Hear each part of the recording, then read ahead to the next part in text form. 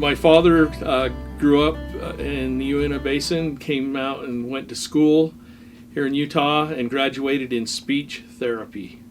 But while he was going to school, he was working in a grocery store, and he found that when he was at school, he was tense and it was hard and tough. He didn't enjoy it. But when he was at work, he loved it.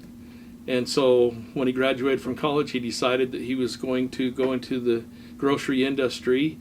It just feels like a neighborhood store. It has, to me and to many of our guests, say the same thing. It just has a different feel. My son is taking over the store, and right now he's learning the things that he doesn't already know, but he knows a lot.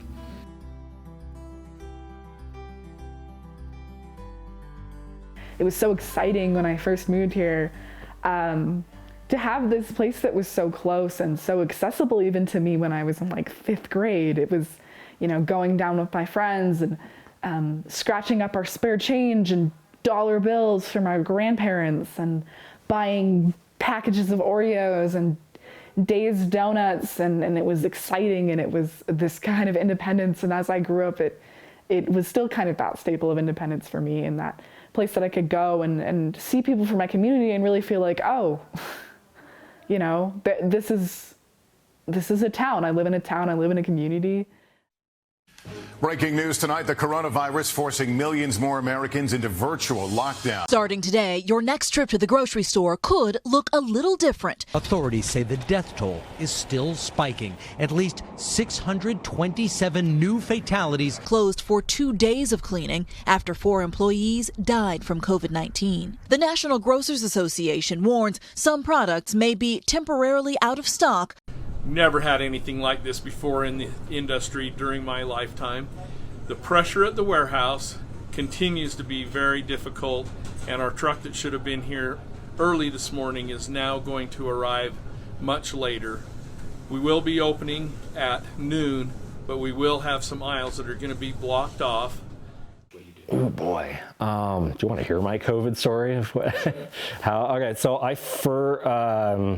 so this is last year in March. Actually, the night before everything went down, I went to a wrestling show up in Salt Lake, and that was fun. And then I came back, and the next day, it was Thursday, it was my day off. I get a text from Brock at like 2 in the afternoon. He's saying like, hey, just letting you know, it's really busy. We've just been doing putting out a lot of stuff. I answer back, I'm like, Brock, do you want me to come in? He's like, no, I think we'll be fine. And so I come in the next day, usual time, the egg pallet in the fridge, empty.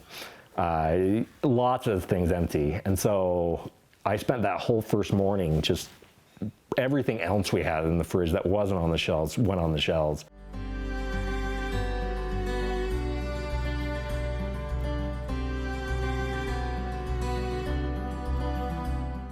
During the heavy freight times, we were working 18-hour days, 6 days a week, okay? We would be throwing freight at 10 o'clock at night, and there are women who were shopping here that are our friends that said, you've got freight everywhere. What's going on? Do you have enough help? I'm going to go home and take care of my groceries, and I'm going to come back and throw freight with you. I had several customers that did that. We've had about 68 would be the number, employees that have had to quarantine for 10 or 14 days. If you multiply that out by, let's say, 12 hours, 68 times, that's a lot of coverage that we've had to do in a time when having enough employees was already tight. So that's been difficult. My son's been able to take care of that, and we've made it through. We've had some incredible things happen too. People that visit, they go, I always love coming here. And I grew up with Days, and now they employ me. Get a lot of stuff that the big stores have, but in a smaller package. A lot of times it's not spread out so that there's 6 rows of something. We might only have 1 row of an item, but we do have it.